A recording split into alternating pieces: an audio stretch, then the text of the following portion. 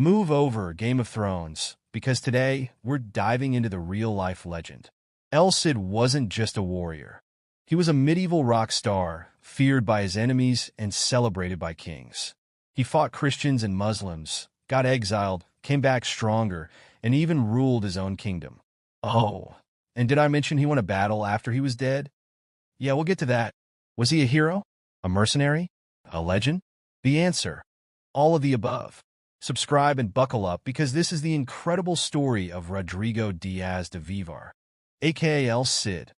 Our story begins around the year 1043 in Vivar, Spain. Rodrigo Díaz de Vivar, later known as El Cid, was born into a noble but not super powerful family. But what he lacked in royal connections, he made up for with raw talent and an unstoppable will to win. Now, back in the day, Spain wasn't a single country. It was a chaotic mix of Christian and Muslim kingdoms constantly fighting each other. This was the perfect setting for an ambitious young knight like Rodrigo to make a name for himself.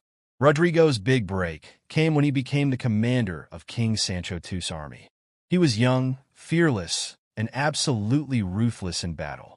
His enemies started calling him El Cid, which came from the Arabic word Sayyid, meaning lord or master.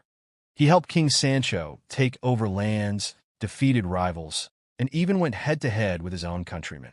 But here's where things get messy.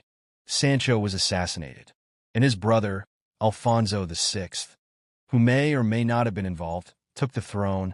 El Cid wasn't thrilled about this, and in one of the most iconic moments in Spanish history, he forced King Alfonso to swear, in public, that he had nothing to do with Sancho's murder. Awkward, right? King Alfonso wasn't a fan of being publicly humiliated, so surprise, surprise, El Cid was exiled. But if you think that stopped him, think again. El Cid became a freelance warlord, basically a medieval mercenary. He didn't care if you were Christian or Muslim. If you paid well, he fought for you. And he was really, really good at it. He even fought for the Muslim rulers of Zaragoza, proving that medieval Spain was way more complicated than just Christians versus Muslims. In fact, El Cid's army was a mix of different religions and cultures, all united by one thing: loyalty to him. Now, here's where El Cid goes from cool warrior to absolute legend. After years of exile, he set his sights on Valencia, one of the wealthiest cities in Spain. And in 1094, he took it for himself. That's right. El Cid wasn't just a warrior anymore. He was a ruler. King Alfonso, who once kicked him out, now had to recognize him as the Lord of Valencia. Talk about a comeback. For 5 years, El Cid held on to Valencia, defending it against Muslim and Christian armies. He ruled as an independent leader, proving that he wasn't just a fighter. He was a king in everything but name. But all great stories must come to an end. In 1099, El Cid passed away. But his legend? It wasn't done yet. When the Almoravids, a powerful Muslim force, tried to take Valencia after his death, his wife, Dona Jimena, came up with a genius plan. She strapped El Cid's body onto his horse and sent him riding into battle one last time. The sight of their legendary enemy, seemingly still fighting from beyond the grave, was so terrifying that the Almoravids fled in panic. Yes, El Cid literally won a battle after he was dead. You can't make this stuff up. El Cid's legend only grew after his death.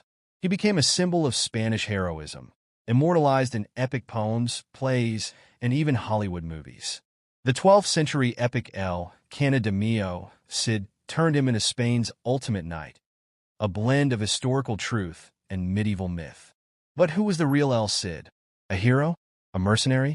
A warlord? The answer is simple. He was all of them. He didn't fight for kings. He fought for himself and the people who followed him. Today, his legacy still stands tall, reminding us that legends aren't just born. They're made. So, what do you think? Was El Cid a hero, a rogue warrior, or something in between? Let us know in the comments.